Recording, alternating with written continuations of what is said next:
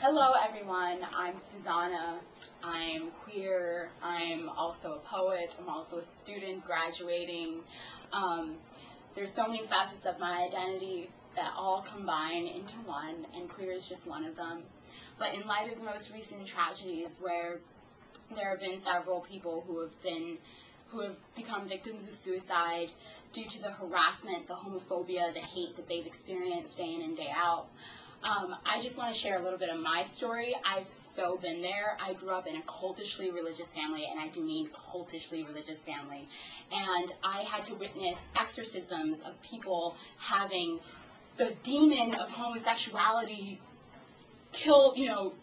banished from them, etc. However, we're not diabolic, we're not demonic, there's nothing that needs to be gotten rid from us. We're beautiful. Different is so beautiful.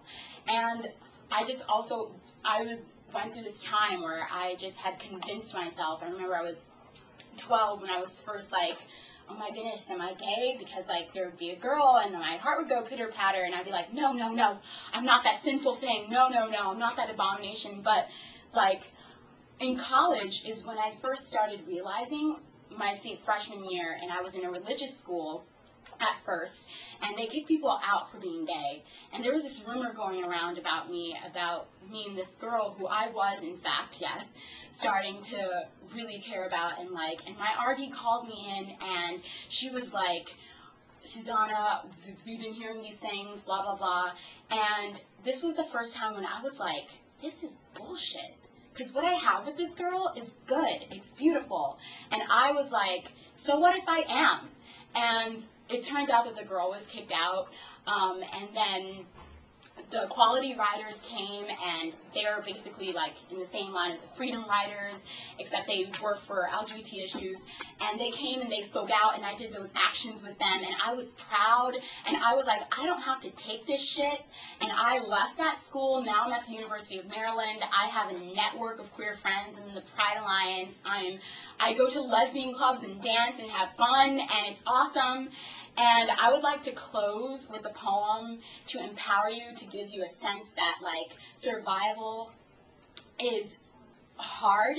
It's hard, especially when you're in this shit. It's like, can I do this? Can I do this? Yes, you can, not to quote Obama or anything. But yes, you can do it, and you're strong. It's called What It Costs, and it's by Marge Piercy from a book called The Moon is Always Female. See, she's a lesbian, and she's a successful poet, and it got better for her, too. And I'll start there. Now it costs to say, I will survive. Now when my words coat my clenched teeth with blood. Now when I have been yanked off love like a diver whose hose is cut. I push against the dizzying onslaught of heavy, dark water, up or down, while the heart kicks like a strangled rabbit and the lungs buckle like poor balloons. I will survive.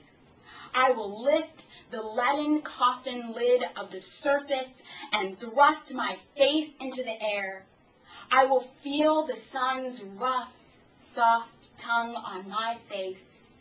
Then I'll start swimming toward the coast that must somewhere blur the horizon with wheeling birds.